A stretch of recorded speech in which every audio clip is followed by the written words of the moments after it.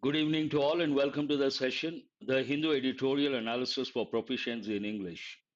It has been quite some time since I last took the session, hectic schedule, and let us start the session with a nice quote. What is today's quote? It takes more intelligence to listen than to speak. Usually we think we got to be intelligent to speak, but the quote says it takes more intelligence to listen than to speak. Listening is not that easy. So it takes more intelligence to listen than to speak. Let us go to the tone of the editorial. Today's editorial is all about Israel bombing the Palestinian Gaza district. It's all about that. Good evening to all of you. Sorry I could not take for 3 4 days, hectic schedule.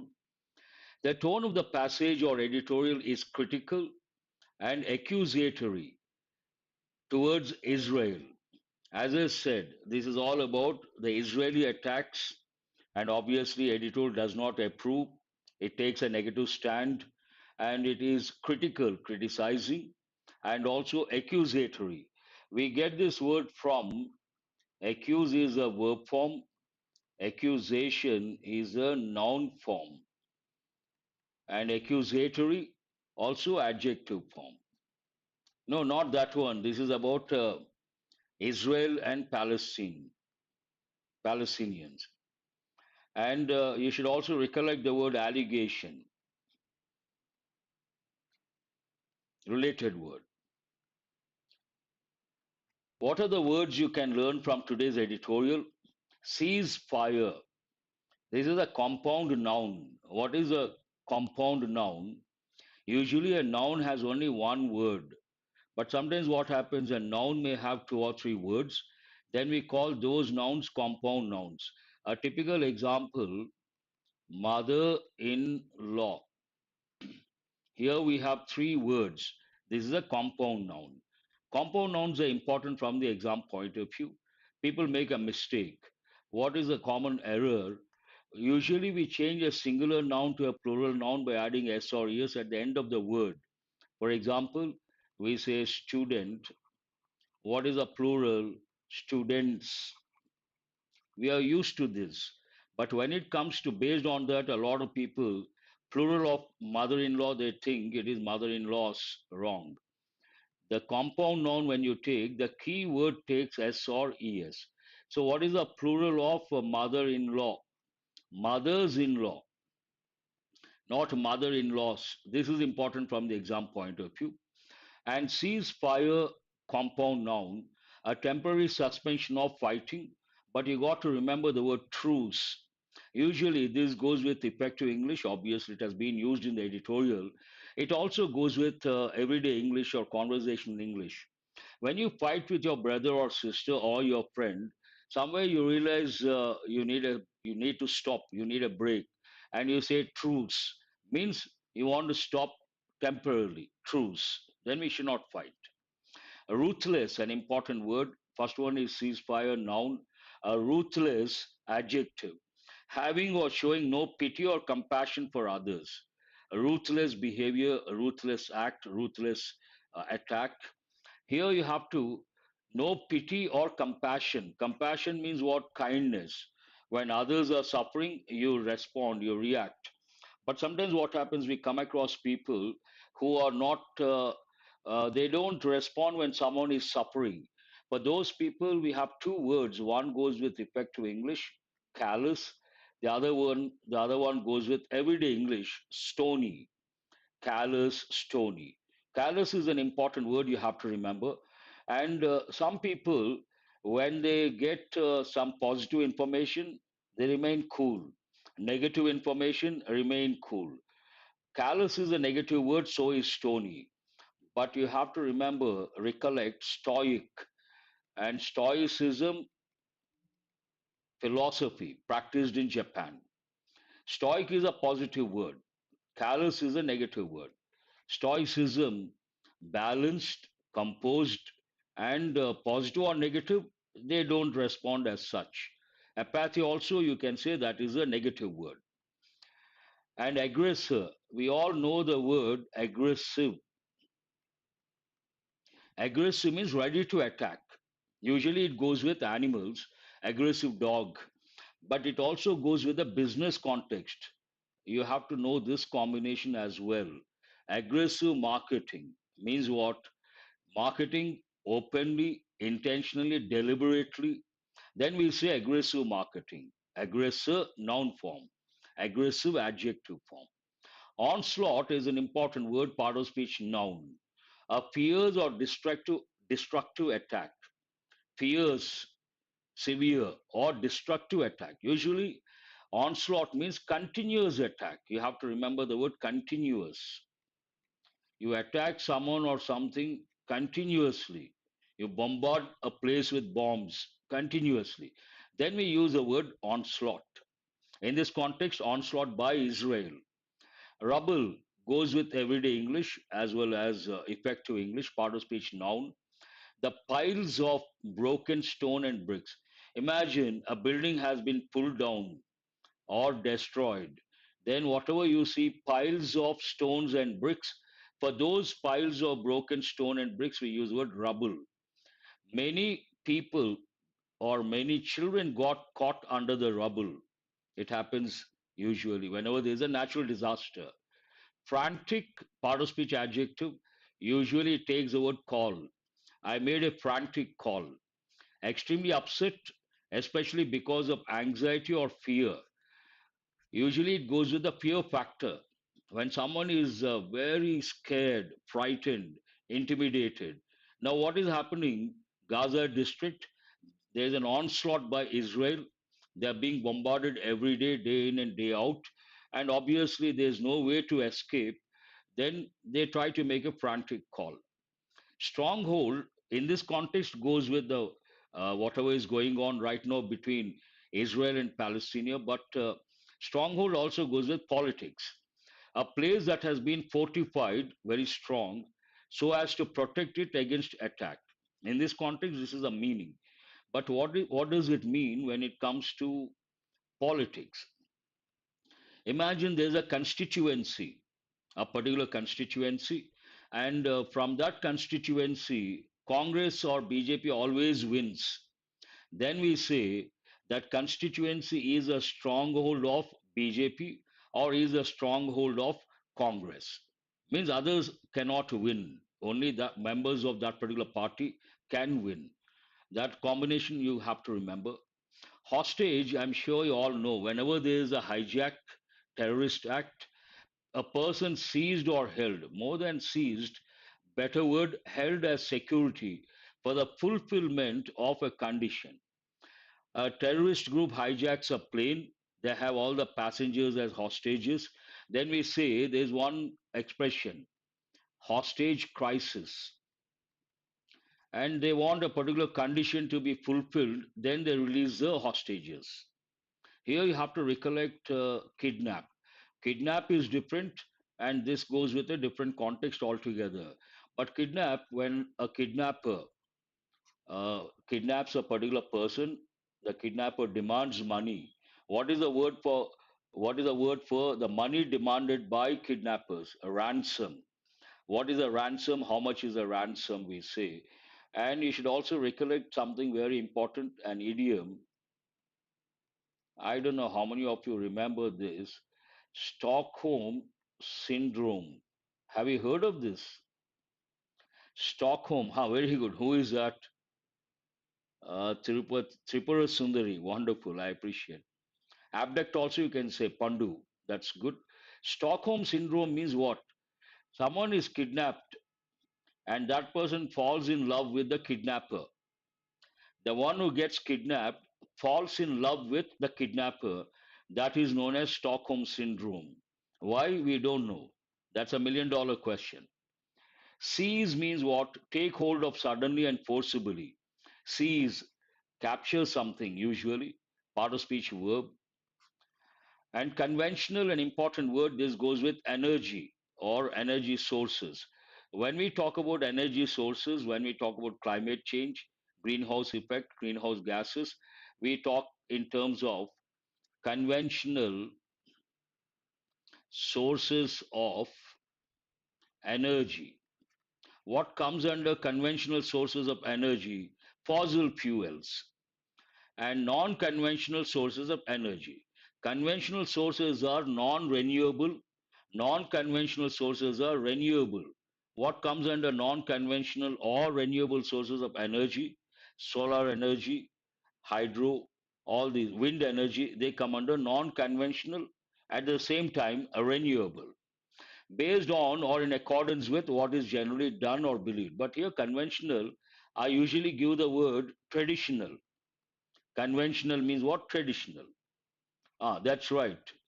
A rain has two different meanings. It could be a verb, it could be a noun.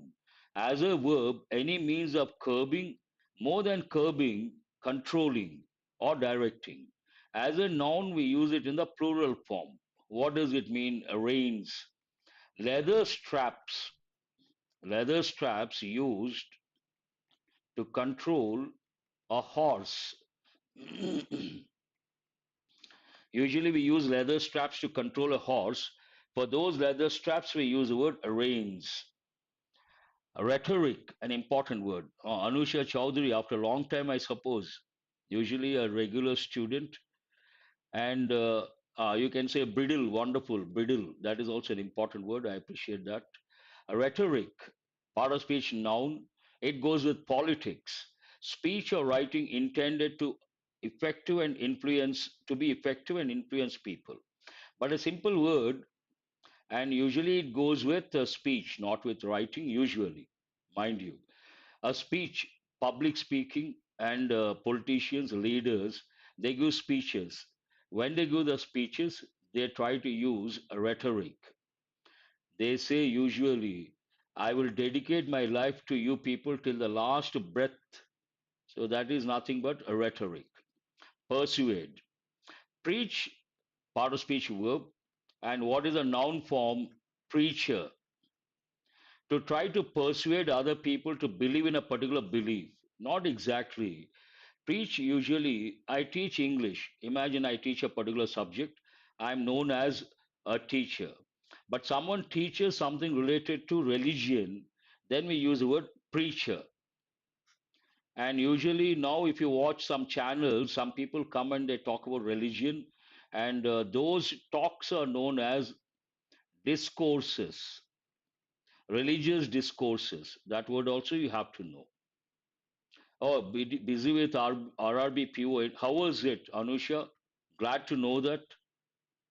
I hope you did well. Now let us go to the editorial. How does it start? Cease fire. On the danger of Israel turning Gaza into an open prison on fire. Here in this editorial, you come across a particular phrasal verb twice or thrice. What is that phrasal verb? Turn into. An open prison on fire. Prison means you cannot escape. And this one, open prison on fire. It is like a dead end, inviting trouble, or you cannot escape death. That's what it conveys. But what is the main idea of this editorial? From being a victim of terrorism, what is that's good. Victim means what? Someone gets affected, someone gets exploited, someone loses something precious. We use the word victim. From being a victim of terrorism, Israel has turned into a ruthless aggressor. This is the main idea of the editorial. Initially, it was a victim. Now, being a victim, it has turned into, transformed, changed, metamorphosis, also, you have to recollect, but it is too formal. Turned into a ruthless, no mercy, nothing aggressor, ready to attack. Already they are doing that. That's a different thing. It is doing rather. How does it start? Israel's bombing of Gaza is entering its second month, continuously bombarding a particular place with bombs more than a month. The impact is going to be unimaginable, devastating, and completely destructive. Israel's bombing of Gaza is entering its second month, and the tiny Mediterranean strip of 2.3 million people has been turned into. This part is important because Israel's bombing of Gaza is entering its second month, not that important. And the tiny Mediterranean strip, this is a subject of this clause, of 2.3 million people a phrase, put it in brackets. Strip is singular. Based on that, we use a singular verb. In the exam, there's every possibility to get a sentence like this, and they may give error location, subject verb agreement. Has been turned present perfect passive voice into what the UN has called a graveyard for thousands of children and a living hell for everyone else. Two important expressions. One, graveyard for thousands of children. Graveyard is a place, the last place you want to visit, obviously. Nobody wants to go to a graveyard. That is the last place you would like to visit.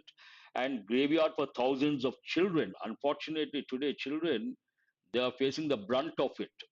Face the brunt of something means face the worst part of something. And a living hell for everyone else. Usually we use the words heaven, hell. After death, good person goes to heaven, bad person goes to hell. But here, look at the expression living hell for everyone else. That means what? Right now, the situation there is like a hell, and they're alive based on that living hell. According to the Gaza Health Ministry, at least 10,000 people, many of them women and children, have been killed, present perfect passive, in Israel's onslaught, continuous attack using bombs, which began after Hamas's October 7th cross border raid, killing at least 1,400 Israelis. Now, what is happening right now is something like tit for tat. Yes, that is true, Manasa. You're right. Morning, I was telling the same thing. Here, innocent people are being killed. Innocent people are suffering a lot. Imagine there's a child. If you watch BBC, CNN right now, they show the images. A child lost his mother or her mother and starts crying. The child sees a lot of dead bodies around, a lot of rubble around. That makes a tremendous negative impact and not good for the children to experience something that bad. Really, it is a bad situation. According to the Gaza Health Ministry, at least 10,000 people, many of them women and children, have been killed in Israel's onslaught. When did it start? Which began after Hamas's October 7 cross-border raid, killing at least 1,400 Israelis. Even here, 1,400 Israelis, innocent people. Here, 10,000 innocent people. Both, we cannot justify that, we cannot justify this. Israel's attack has also displaced means to lose your home. Imagine you have been living at a particular place, wherever you live with your family, that is your home. I hope you guys know the difference between home and house. What is the difference? House is only a building, and when you live at a particular place with your family, we use the word home. That could be a cave, a tile house, a mud house, a hut, a mansion, a palace, bungalow, anything. But you're there with your family. That is known as your home. So displaced means losing your place, your home. How many? At least Israel's attack has also displaced some 1.5 million people, 15 lakh people. Israel ordered. Why is this in bold? When whatever you see in bold, underlined, do remember, important from the exam point of view, either grammar point of view or vocab point of view. Here, after certain verbs, we should not use certain prepositions. We should not use, in fact. Common error, people say discuss about, not correct. Order for. We are discussing about movies, wrong. We are discussing movies. He ordered for coffee, wrong. He ordered coffee. And stress, he stressed on 2 points, wrong. He stressed 2 points. And they have informed the students, but people say inform two students, not correct. These you have to recollect. Israel ordered more than 1 million Gazans to move south and then continue to bomb the enclave. Initially, they said, better you move out. We are going to attack. And more than 1 million Gazans were advised to move out. Then Israel continued to bomb the enclave. In this context, enclave means a particular area or a particular locality. High rises have been leveled, present perfect passive voice, and northern Gaza's neighborhoods are turned into rubble. Many buildings, and you don't see the buildings, you see only the rubble. But here, high rises, What does it mean? Generally, we say you got to learn a few words. High rise buildings. When you go to a big city, you come across high rise buildings. Means tall buildings. What is the other word for tall buildings? Skyscrapers. And there's one city in the world, it is known as the city of skyscrapers. Which city is that? New York. New York is known as a city of skyscrapers, one name. It has another name. It is also known as Big Apple. Big Apple means the city of New York. And New York of the East, Bombay is known as New York of the East. Bombay, if you go to Nariman Point, you come across a lot of skyscrapers. Based on that, Bombay is known as, now they say Mumbai, New York of the East. And here you have to recollect whenever we talk about, there's another important word I can do value addition. And we also, when we go to a city, we see a lot of skyscrapers. Then we use one expression, skyline. The skyline of the city looks beautiful. Means what? All the skyscrapers. And neighborhood generally British English, what is the word we use? Area, residential area, locality. These go with British English, and neighborhood goes with American English. But in this context, I would like to give two words. I hope I'm not blocking your view. One is a rundown area. You can listen, not an issue. A rundown area means a backward area. In any city, you come across backward areas, not developed. We use the expression rundown area, but there's a particular word. What is that word? Ghettos. In the US, you are advised not to go to the rundown areas, not to go to ghettos. Usually, black people live over there, are rather dangerous. So, ghettos, rundown areas. Those two words you have to know. Previous sentence talks about what? Israel attacking, advising some people to leave, and high rises have been leveled, and many neighborhoods have been turned into rubble.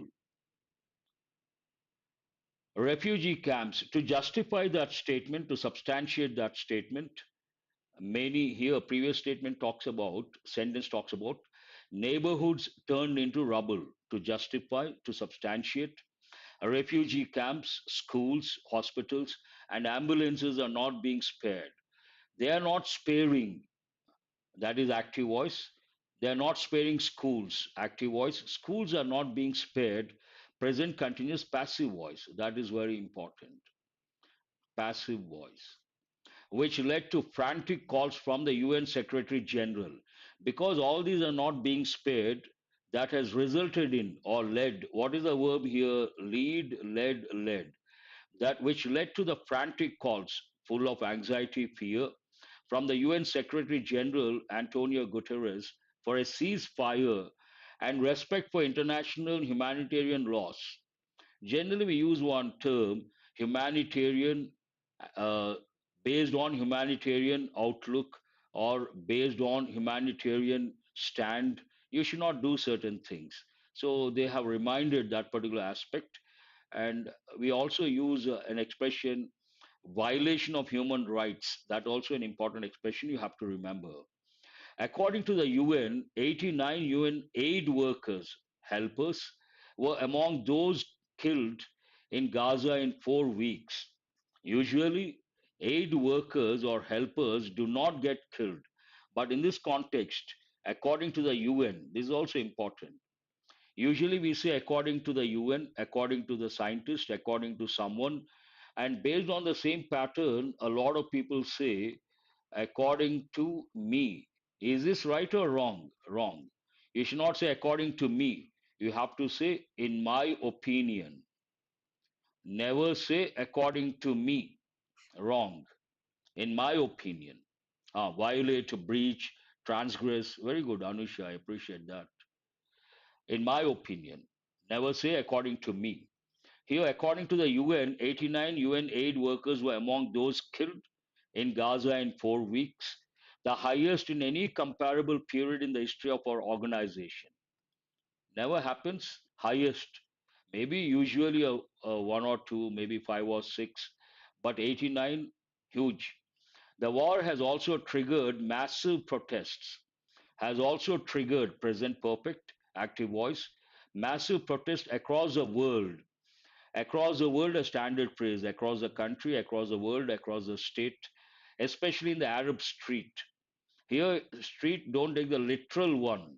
Arab street means Arab areas, Arab regions. But street, based on that, you got to recollect a foreign expression. Sometimes what happens, you enter a street or a road that is a dead end. You cannot go beyond. It's a dead end. For that, there is one important expression. We say cul-de-sac. Culdesac. Cul-de-sac means what? A dead end road. But Israel's Prime Minister Benjamin Netanyahu has rejected calls for even a humanitarian pause, let alone a ceasefire. He is not interested in taking a pause. Forget about a ceasefire, let alone an important expression. Now, the second part of the editorial, Israeli troops have now encircled Gaza city. Encircled, to surround, have now encircled, present perfect, a densely populated Hamas stronghold. They have they're very strong in that region and are involved in street battles with militants. They entered the place. Now what is happening? They got into street battles with militants. The objective appears to be to topple, we come across in the newspapers quite often. Topple the government, topple the present government, remove from power by using some means. They want to, what is the main objective or what is the objective? Topple the Hamas government, kill its commanders, destroy its military infrastructure, and rescue the hostages seized by Hamas on October 7.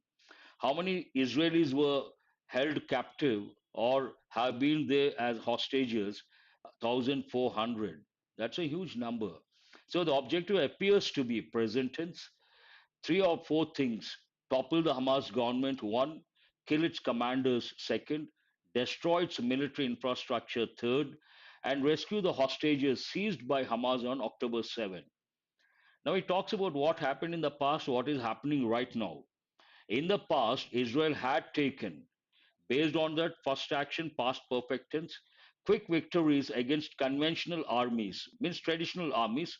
They could get quick victories in the region. But its track record in asymmetric wars is mixed. Symmetrical, opposite, asymmetrical. Symmetrical means similar. Imagine there are two parts, both resemble each other, symmetrical. They don't resemble each other, asymmetrical. So the sentence is, when it comes to conventional armies fighting conventional armies, it had the upper hand. But when it comes to asymmetric wars, mixed.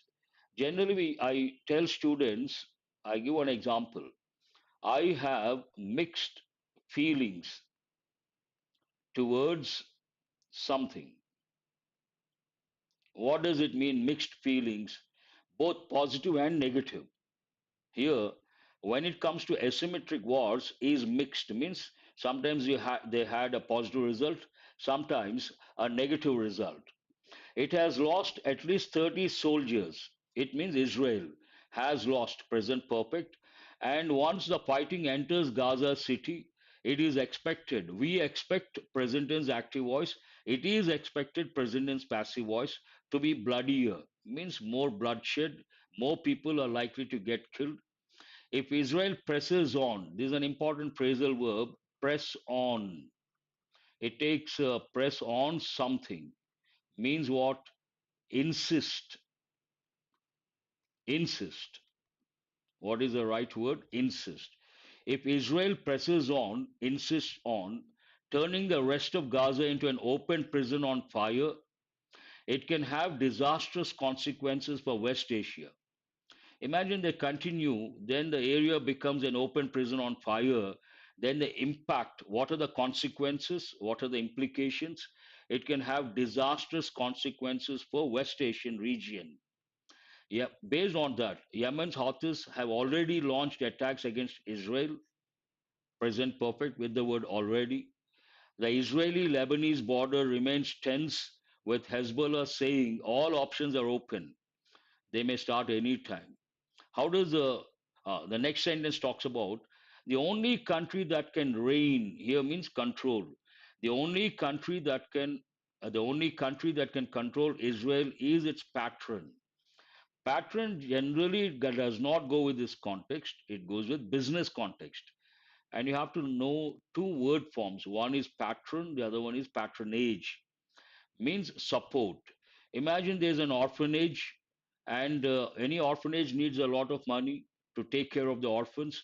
There's a businessman, an industrialist, a philanthropist. He supports financially that particular orphanage. We call that person, they say he is our patron. I hope you got the meaning.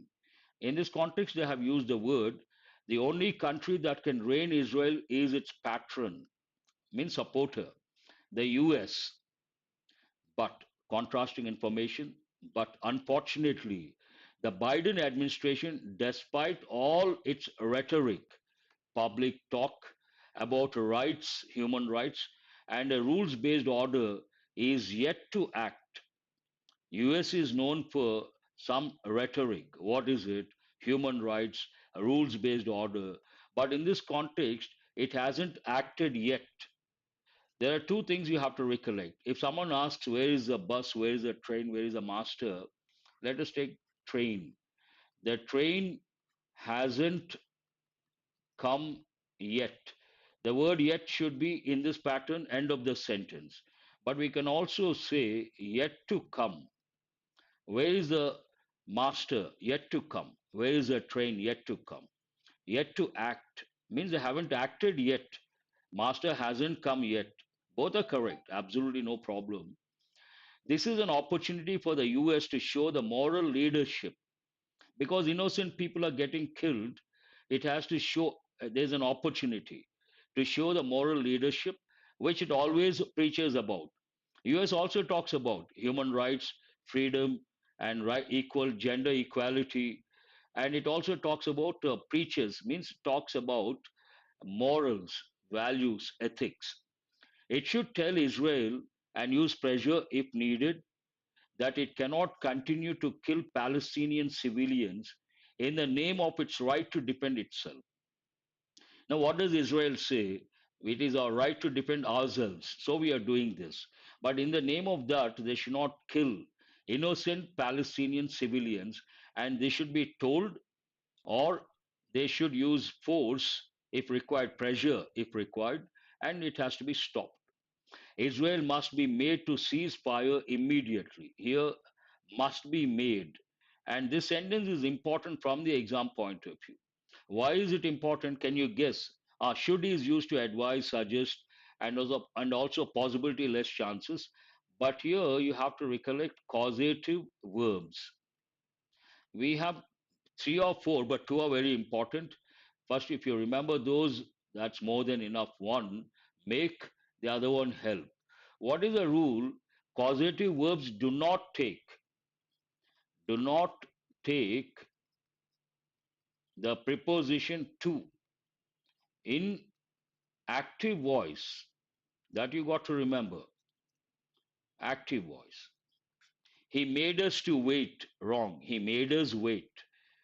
It will help to achieve success. Wrong. It will help achieve success. But it takes the preposition to in passive voice. Answer my question, is this active voice or passive voice? Must be made. We must make something, something must be made. It is passive voice. Because it is passive voice, here we can use a preposition to. This is something very important you got to learn and remember.